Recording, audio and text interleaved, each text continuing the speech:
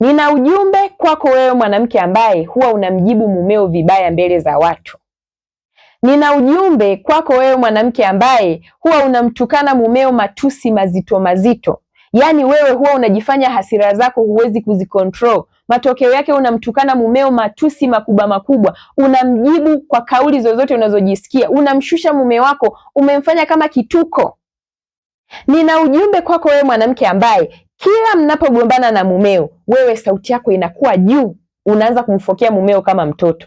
Wala huwa uchagui mazingira, huangalii kama pana watu au hapana watu, na wakati mwingine mume wako anakwambia, mke wangu shusha sauti, tuko mbele za watu unanidhalilisha, unakataa. Wakati mwingine mwanaume wako anakwambia, mke wangu usiongee kwa nguvu, majirani wanatusikia, tuko kwenye nyumba za kupanga hizi, unanidhalilisha, unakataa. Naomba nikwambie kwamba iko siku huyo mwanaume wako atafanya maamuzi ambayo yatakushangaza. Ataondoka kwenye maisha yako na hatokubali kurudi kwako kwa namna yoyote ile. Yaani ikifika wakati tu akaenda kwenye maisha yako tu akaondoka, huyo huwezi kumrudisha. Kuna wanawake mnafanya hayo mambo kwa waume zenu. Mnawafokea waume zenu mbele za watu, mnawadhalilisha waume zenu. Nyinyi mkiwa mmegombana, sauti zenu nyinyi wanawake ndio zinakuwa juu, wanaume wanakuwa tu wanadhalilika. Inafika mahali kwenye jamii, majirani na watu waliowazunguka wanamshangaa mumeo kwamba anaishi na mtu wa namna gani. Wengine wanasema mume wako amerogwa, wengine wanasema mume wako ameshikwa masikio, wengine wanasema mume wako hana sauti. Yaani mume wako anaonekana kituko hata akitokea kwa watu. Kwa sababu yako mwanaume hawezi kuendelea kuvumilia kuishi na mwanamke anayemshushia heshima kila siku. Itafika tu wakati atachoka. Mwanaume hawezi kuendelea kuishi na mwanamke mwenye mdomo, mwanamke mwenye kelele. Itafika siku tu atachoka. Kuna wale ambao wanaume zao wakiongea tu na simu kesi, akisikia tu mumewe anaongea na mwanamke anaanza kumtukana, unaongea na wanawake zako, unaongea sijui na nini, wewe ni mbwa, wewe mwanaume ujielewi, wewe mwanaume ujitambui. Yaani mumewe unamuona kama mtoto, unaongea kile unachojisikia. Mimi nakwambia mume wako iko siku atatoroka kabisa, aende mbali. Yaani anavyotoroka ninamaanisha kwamba hata familia yenyewe ataitelekeza. Hatoangalia watoto wala hatofikiria chochote. Yaani wewe atakutupa wewe na kizazi chako. Nakwambia tena, tabia unayoifanya kwa mumeo italeta madhara makubwa sana ambayo yatakupa majuto huko mbeleni. Itafika tu kipindi mwanaume ataamka kwenye huo usingizi. Mwanaume ataamua kufanya maamuzi. Hapa ninapozungumza kuna wanaume wengine wanashindwa kufanya maamuzi kwa sababu wanahofia watu watawaona vipi. Hakuna watu wenye roho ngumu kama wanaume. Inafika wakati anatamani kuamua maamuzi fulani, lakini anawaza watu watanionaje? Watu watamtazameje mke wangu? Watu wataoneje nini kinaendelea? Watu watashangaa kwamba mke wangu naye ni mtu wa kuvunja ndoa. Kwa hiyo anaamua tu kubaki amekukumbatia huko anaumia. Hapo ulipo mwanaume wako anatamani hata kunyang'anya hiyo biashara ulionayo. Mwanaume wako anatamani afunge hiyo biashara ulionayo. Mwanaume wako anatamani akukataze wewe kufanya kazi, lakini anaona watu watamtazama yeye vibaya. Analinda imeji yako kwa watu. Lakini je, hiyo hali ni ya kudumu? Hapana. Kwa sababu hapo alipo mwanaume anaishi nawe kwa kukuvumilia. Hakuna chochote unachomsaidia.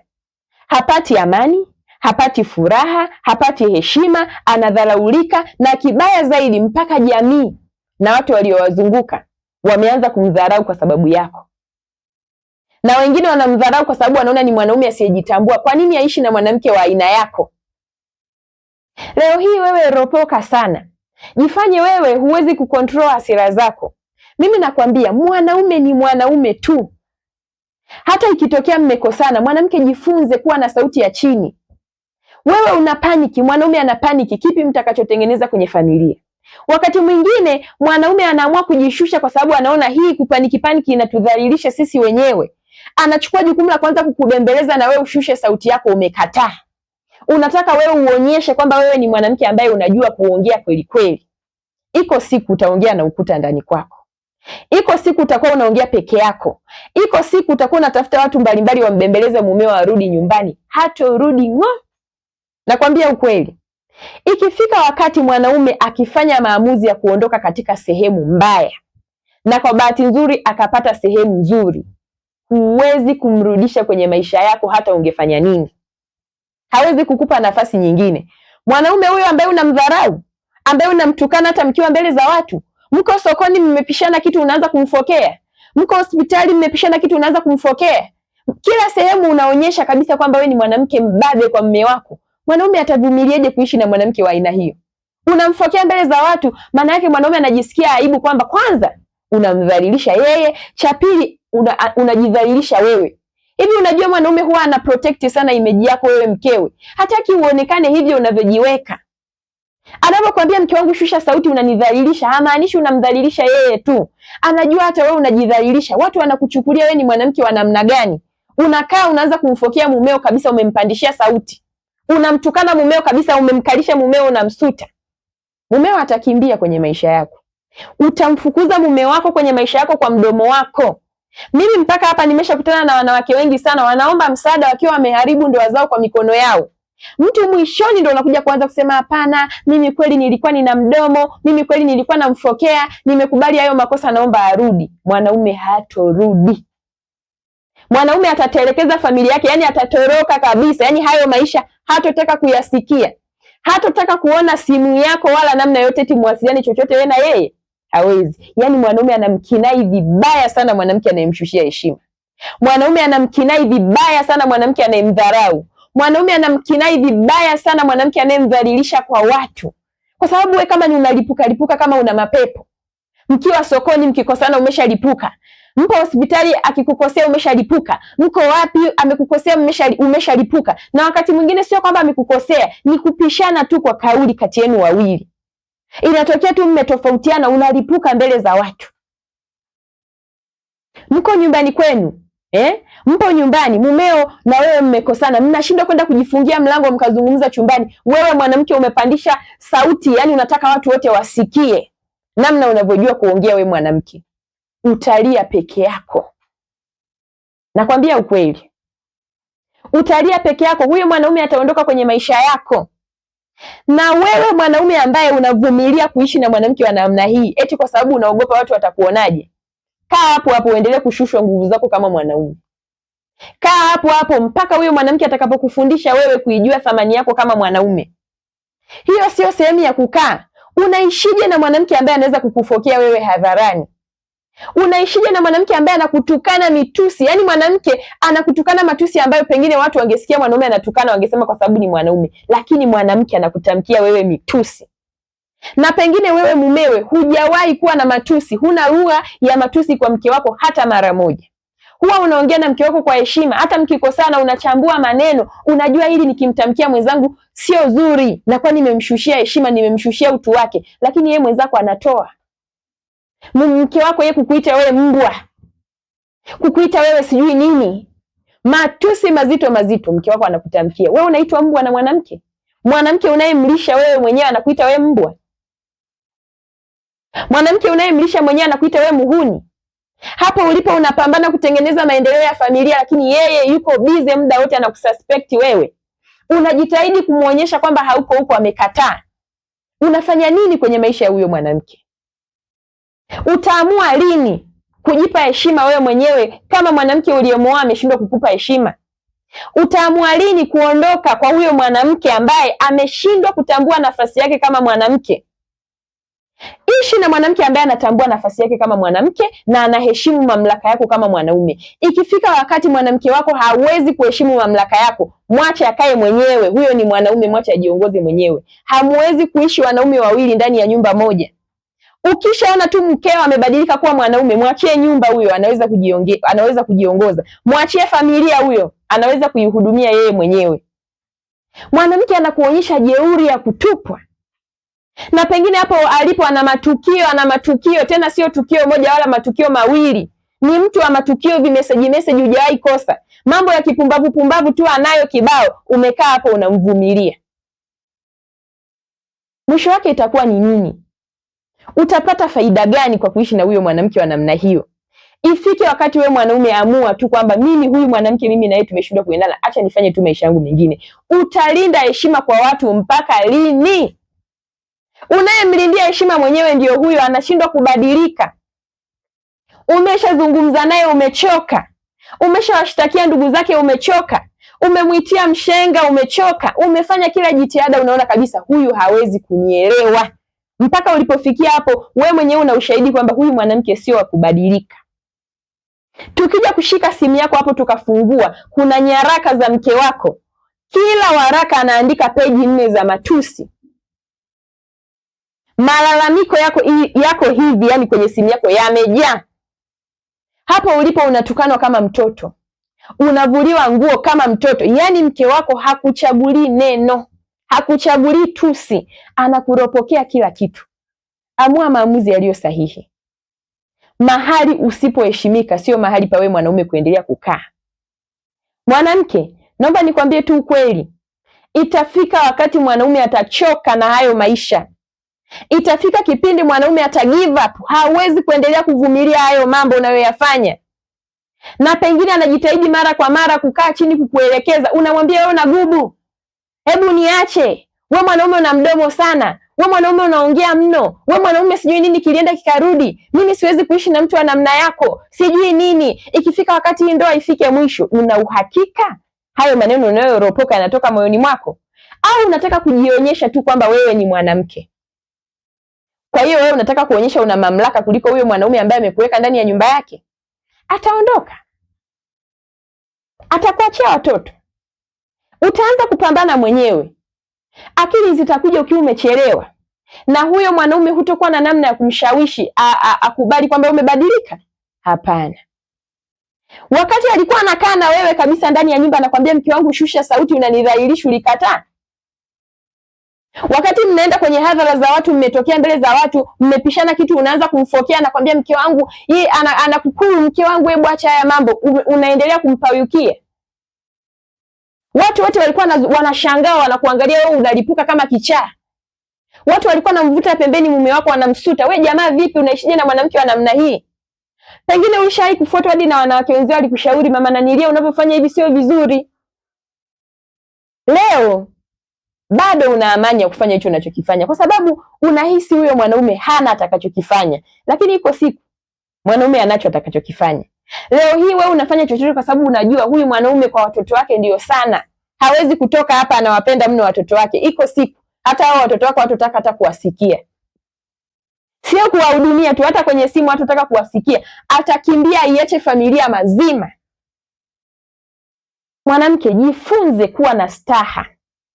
Jifunze kutambua nafasi yako katika maisha ya ndoa. Jifunze kutii na kuheshimu mamlaka ya mwanaume. Usipende kuwa mtu unayeshusha mamlaka ya mwanaume, atakuchoka. Punguza mdomo. Punguza kumfokea mumeo, huyo ni mtu mzima, sio mtoto. Mume wako akikaa chini akikuelekeza, mke wangu, hiki na hiki unakosea, badilika. Usimuone mume wako anagubu, anahangaika kukutengeneza. Hivi wewe unafikiri hapo ulipo ni mwanaume gani atakayeweza kukaa na wewe? Leo hii hata huyo mume wako akiondoka, hakuna mwanaume anayeweza kukaa na wewe. Wewe mwanamke una mdomo sana, una dharau sana, una heshima, una mdomo mchafu, matusi ndio yalipolala hapo. Ukianza kumtukana mumeo hapa, wataamlia watu. Inafika wakati watu wanaingilia kati, mama nanilia, hebu acha kufanya hivyo vitu, mama nanilia, hebu nyamaza. Mume wako anatamani mzungumze, mmalizane nyinyi wawili, lakini wewe unampandishia sauti, unamfokea. Utanifanya nini? Nifanye unachotaka kama wewe mwanaume kweli? Nifanye unachotaka sijui nini? Chochote anachokuuliza unamjibu kwa jeuri. Hakuna mwanaume wa namna hiyo. Huwezi kumpata mwanaume atakayevumilia hayo mambo milele. Itafika tu wakati kuna mtu ataingia kwenye nafasi yako wewe, halafu atakapomfundisha mumeo kuijua thamani yake, kujua kwamba mwanamke ana nafasi gani kwenye maisha ya mwanaume, huyo mwanaume wako ataondoka forever. Utasema mume wako amerogwa, utasema sijui wanawake wanafanya nini, utasema huyu mwanaume ana roho mbaya, huyu mwanaume hajitambui, lakini hatorudi tena kwenye maisha yako. Hata watoto wako atawatelekeza. Niamini mimi ninachokwambia, kwa sababu wewe mama yao umekosa kuwa na heshima kwake. Kwa hiyo anajua hata watoto pia hawatomuheshimu. Anatambua kwamba hata akijitoa kwa namna gani, kesho na kesho kutwa, kwa jinsi wewe mwanamke ulivyo na mdomo mchafu, wewe utawarithisha watoto hizo hasira zako. Kwa hiyo anajua haina haja ya mimi kufanya chochote, ile familia niitelekeze huko huko kama ilivyo.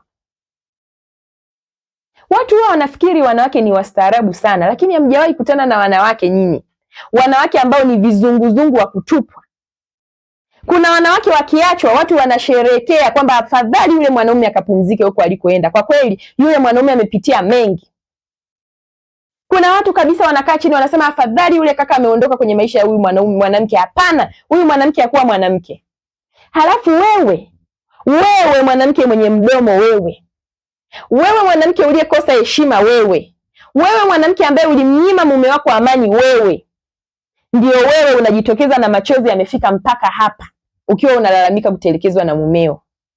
Lakini tukifuatilia historia yako, watu wa karibu yako, namna ambavyo wanakuelezea, hufanani na namna unavyojitilisha huruma. Hufanani kabisa na namna ambavyo unalalamika kwamba umetelekezwa. Watu wanakuonea huruma, wanasema hapana, wanaume wana roho mbaya, hapana, wanaume sijua kodi, lakini kumbe hawajakufahamu wewe.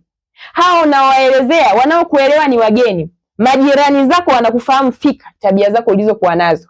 Watu wenu wa karibu wanakufahamu fika tabia zako ulizokuwa nazo. Ndugu wa mumeo wanakufahamu fika tabia zako ulizokuwa nazo. Wamebaki ambao hawakufahamu. Hao ndio unawaelezea, unalia, wanaume hawa. Na kuna wengine mpaka leo walishatelekezwaga enzi hizo. Sasa hivi wanawapa watu story. Wanaume sio kuamini, wanaume sijui nini, wanaume anatelekezaga. Mimi niliachoga na baba fulani, baba Angel aliniacha, nina miaka mingapi, sijui nini na nini. Alihamia kwa mwanamke wake, hajali hata watoto, hajawahi kuwakumbuka. Hata ungekuwa wewe, huwezi kumkumbuka mwanamke mwenye mdomo.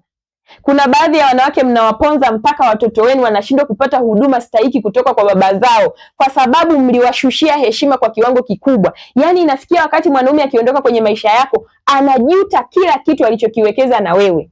Yaani mpaka hao watoto wanatamani kama angekuwa na uwezo wameze, warudi kwenye kiuno chake, hataki hata kusikia kwamba alizaa na mwanamke kama wewe. Yaani anajuta, kwa nini nizae na mtu kama huyu, ningejua mimi nisingethubutu. Utalalamika, utachoka. Utaongea, utachoka. Huyo mume wako hawezi kurudi. Jamani wanawake, tujifunze kuwa na heshima. Tujifunze kuwatunza na kuwalinda waume zetu wakiwa bado wako katika mikono yetu. Siku moja mume wako atakapoondoka, akafundishwa na mtu mwingine namna anavyotakiwa kuthaminiwa yeye kama mwanaume, kwenye maisha yako wewe itakuwa ni sumu. Hivi wewe kama mwanamke unajifikiriaje inavyofika wakati mwanaume anaanza kulala mpaka nje ya nyumba? Mwanaume anakodi guest anaenda kulala. Mwanaume anarudi saa 8 saa 9. Ukimuuliza anasema jamani mimi humu ndani sina amani, naona hata nikiwahi tutakuwa tu tunagombana. Hujifikiri, hujitafakari, huoni kama kuna kitu kinaenda kuharibika kwenye familia yako, umekaa tu hapo. Mwanaume wako sasa hivi ameshaanza kulala uko kwenye mahoteli, analala guest. Mwanaume wako sasa hivi anarudi saa 9. Mwanaume wako sasa hivi akirudi nyumbani anaekti amelewa, ametupwa, hataki kabisa kuzungumza na wewe. Akifika tu anajitupa, anajifanya na pombe zimejaa, analala, mnakutana kesho asubuhi. Akiamka asubuhi na mapema ameshawahi ameondoka nyumbani. Wewe ushtuki mpaka siku atakapomove on aondoke kwenye nyumba yako. Mwanaume wako hapo alipo ameshaanza kukuacha taratibu. Umeshaanza kuwa adui yake kimya kimya. Hiyo habari wewe huna. Hujui kama mume wako yuko njiani kuondoka. Unafoka tu, wewe unanirudia mimi saa 9, unanirudia mimi saa 10. Wewe ni mama yake mzazi? Anakurudia, wewe ni mama yake mzazi? Unanirudia mimi saa 9, unanirudia mimi saa 10. Mimi mwanaume wewe nakuchoka. Wewe mwanaume una mambo ya ajabu. Wewe mwanaume hujitambui. Wewe mwanaume sijui nini. Ni mtoto wako naye ongea naye? Ni mume huyo. Ana akili timamu. Na ndevu zake zote hizo zilizojaa kwenye kidevu. Anajitambua kabisa. Anafanya kazi, anaingiza pesa, anakulisha, anakuhudumia. Halafu unamwambia yeye hajielewi. Wewe sijui mwanaume gani wewe. Unanirudia mimi saa 9. Unaongea na mume wako kama unamchamba. Sawa. Hapo ulipo, hujui kama sasa hivi mumeo anarudi saa 6, saa 7 kwa sababu ameshachoka kusikia kelele zako. Hapo ulipo, hujui kama sasa hivi mumeo analala huko nje, sio kwamba analala kwa mwanamke, anakodi chumba chake cha guest anaenda kulala, amesha kuchoka, amefika mwisho. Hapo alipo tu anakwama kusema nikifanya haya maamuzi watu watanionaje, nini sijui kitakuwaje. Hapo alipo mwanaume wako anatamani ya kunyang'anya hiyo kazi ulionayo, pengine anahisi itakupunguzia jeuri, lakini wakati mwingine anaona kabisa hapana, hii ni kazi bure. Nitafute jawabu lingine. siwezi, sasa nitafanyeje? Hapo mumeo alipo hapo anatamani hata kusimamishe kazi, wewe umekuwa na jeuri baada ya kuwa na kazi. Hapo ameshakufumania na message za mfanyakazi mwenzio, mna chat, ukamwambia kwamba hakuna chochote, lakini yeye unamfokea kama mtoto. Yeye anakuelewa kwenye mambo makubwa kama hayo, anapotezea. Wewe sasa akosee yeye, mkosane wote, mmekoseana, wewe ndo unakuwa juu. Mume wako sasa hivi analala sana nje, hana mwanamke, hana chochote, anajificha, amechoka kurudi nyumbani, kelele zimejaa. Mwanaume hapo alipo amechanganyikiwa, hata hamu ya mwanamke anaitoa wapi? Mwanamke mwenyewe wewe tu umemchemsha. Kuna mwingine ikifika wakati akishaona tu mke wake wa ndani tu amemchosha, anatafuta tu chumba cha gesti anaenda kulala, at least apate utulivu. Kwako hakuna utulivu kwa namna yoyote. Nyumbani kwako mume wako hata angeongea na simu aweke loudspeaker, lazima umtukane useme anaongea na wanawake zake. Lazima umuite muhuni. Mwanaume wako alikuwa anafungua mpaka password anakupa simu, shika. Wewe mwanamke huridhiki. Mpo wanawake wa namna hiyo, mmefanyiwa kila kitu na waume zenu, mmebembelezwa, mmefanyiwa kila kitu. Mke wangu nielewe, umekataa. Ataondoka kwenye maisha yako tena hatorudi. Kuna wanaume wanadhalilishwa jamani. Kuna wanaume wanajibiwa vibaya na wake zao. Kuna wanaume wanatukanwa. Kuna wanaume wanapandishiwa sauti na wanawake, lakini wanawake hao wakienda ustawi wa jamii, wakienda polisi kushtaki kwamba hawahudumiwi, mbona sio wale?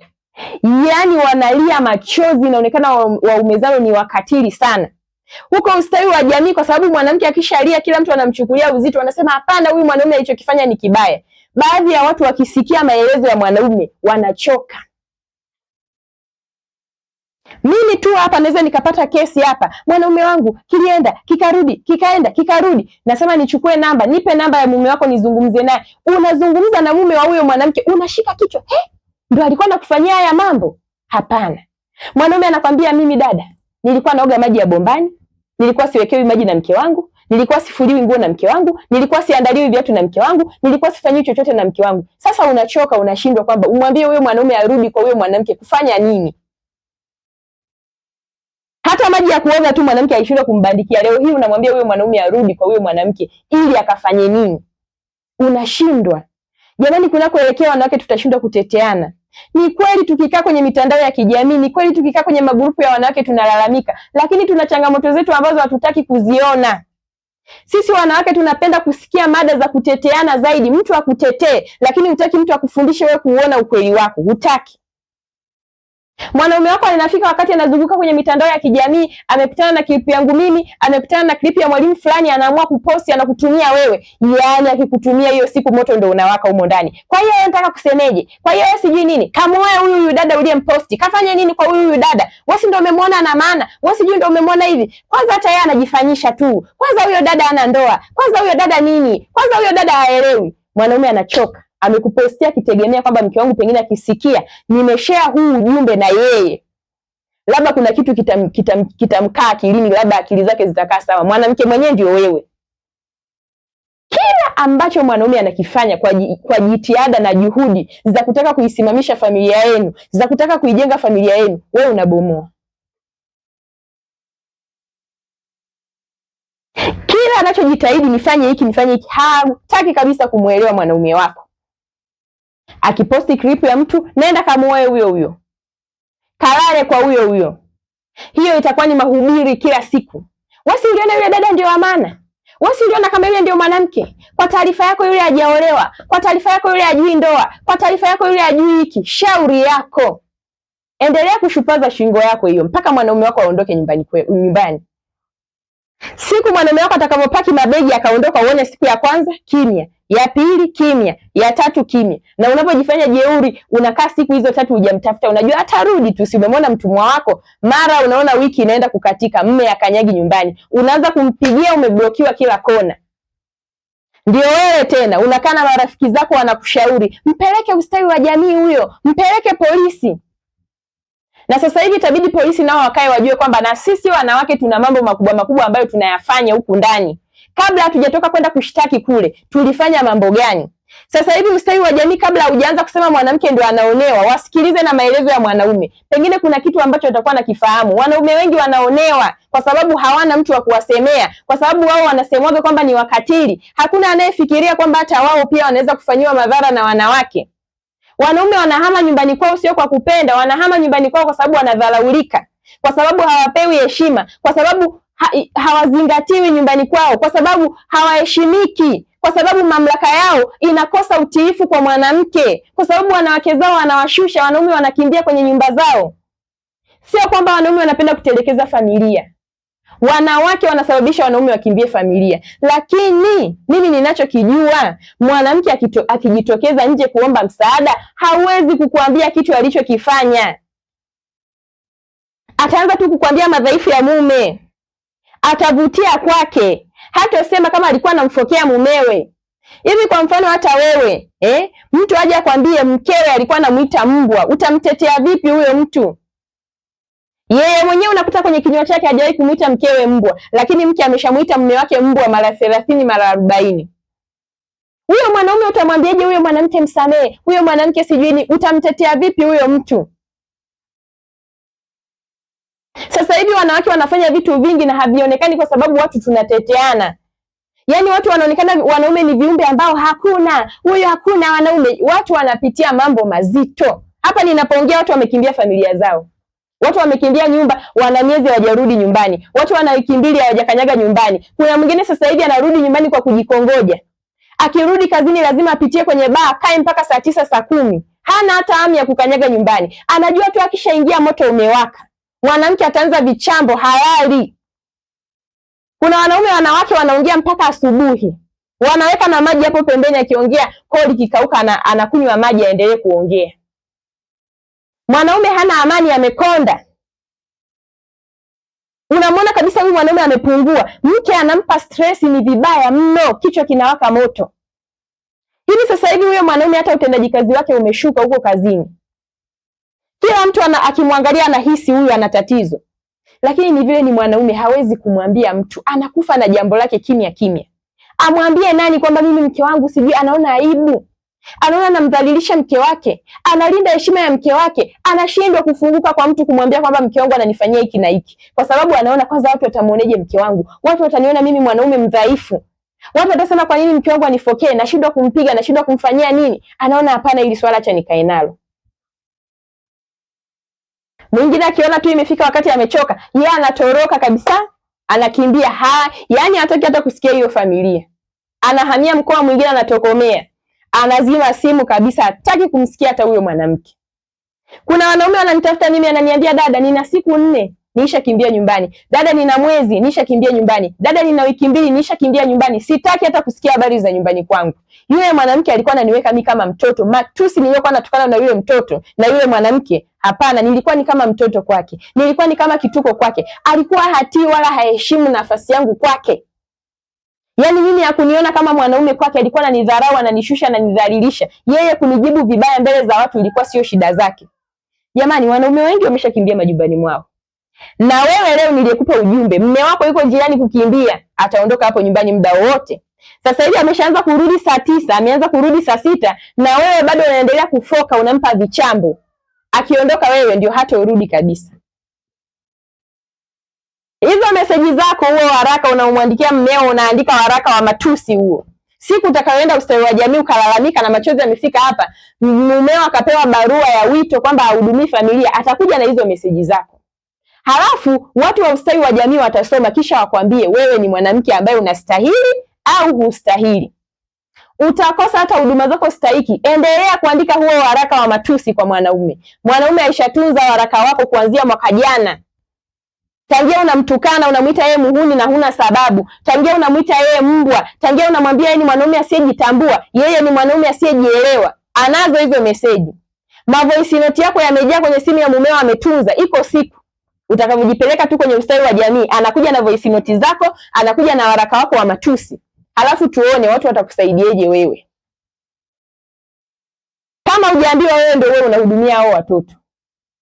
Tulipofikia sasa hivi, wanaume wengi wananyanyasika, lakini hawawezi kusema, hakuna atakayewaelewa.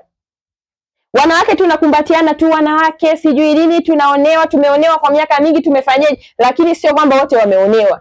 Hatukatai walioonewa wapo, lakini wengi wao waume zao waliwakimbia kwa midomo yao wenyewe. Hapo walipo wanalaumu, yule mwanamke aliniibia mume, yule mwanamke alifanya nini, yule mwanamke alifanya nini. Mume haibiwi, mume aliamua kuondoka, alichoka mambo yako. Inafika wakati hata sasa hivi ukimtumia meseji mume wako anakwambia sina hamu ya kurudi kwako wewe mwanamke wewe. Hapana, nyumba ile ilikuwa haina amani, ulikuwa unanikosea mno, unanikosea mpaka unanikosea tena.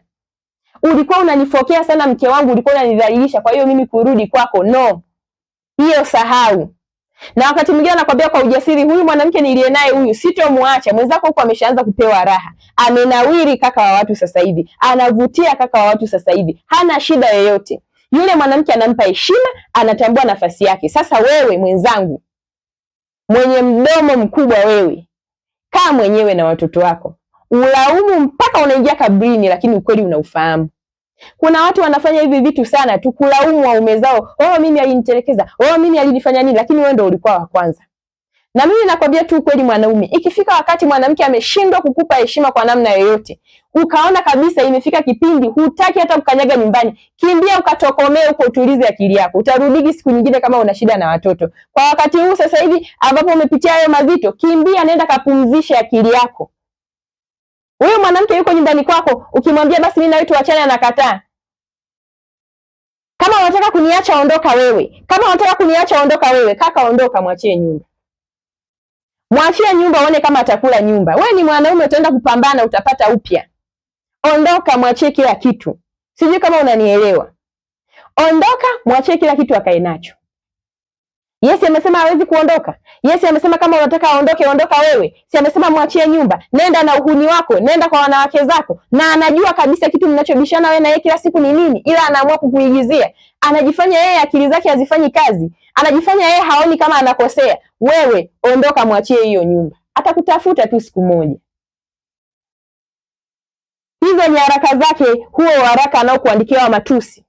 Voice zake anazotuma za matusi. Zitunze, zitakusaidia. Siku utakapoitwa polisi au ustawi wa jamii, uende ukaonyeshe hizo jumbe zake alizokuwa anakutumia. Peji 4 zimejaa matusi na hizo voice note zake za WhatsApp. Halafu tuone kama atasaidika kwenye kitu gani huko atakapokwenda. Mwanamke, ifike mahali tambua thamani ya mumeo. Mwanaume sio mjinga, mwanaume sio mtoto.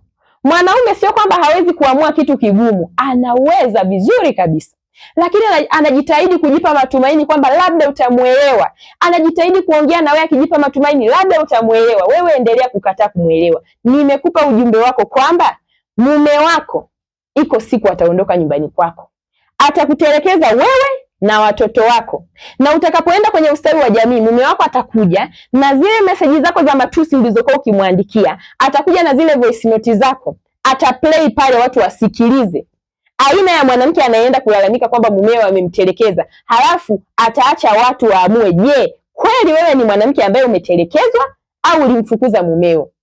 Na kule sasa hivi wakishajua tu kwamba umedanganya, na vibao vipo sasa hivi. Kwa sababu sasa hivi hizo kesi zimeshaanza kuwa nyingi. Wanawake kwenda kuact vitu ambavyo nyinyi ndio mmevianzisha kwenye familia zenu. Watakukamata, wakuingize mle ndani, wakupe kichapo kidogo, akili zako zikukae sawa, kisha watakwambia nenda ukawalea watoto wako mwenyewe.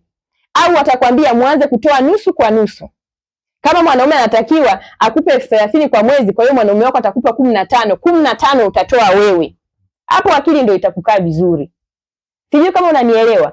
Ujumbe wangu kwako ni kwamba badilika kabla ule wakati mbaya haujaja.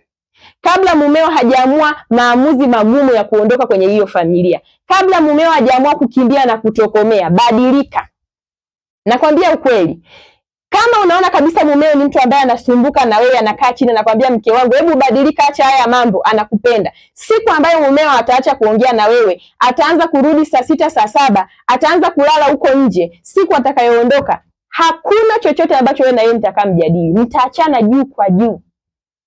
Familia yako itapiga simu, mumeo atakataa kurudi. Mama yake mzazi atapiga simu, mumeo atakataa kurudi. Chochote kitakachotokea mumeo atakipinga kwa herufi kubwa. Kwa hiyo dada, shauri yako. endelea kumfokea, endelea kumjibu vibaya, endelea kumtukana, endelea kumuita muhuni, endelea kufanya unachofanya. Yuko mwanamke mwenzako atakayekuja kumpa thamani mume wako. Hapo ndipo na wewe utakapoiona thamani ya mume wako, wakati ambao huwezi kumrudisha kwenye maisha yako kwa namna yoyote ile.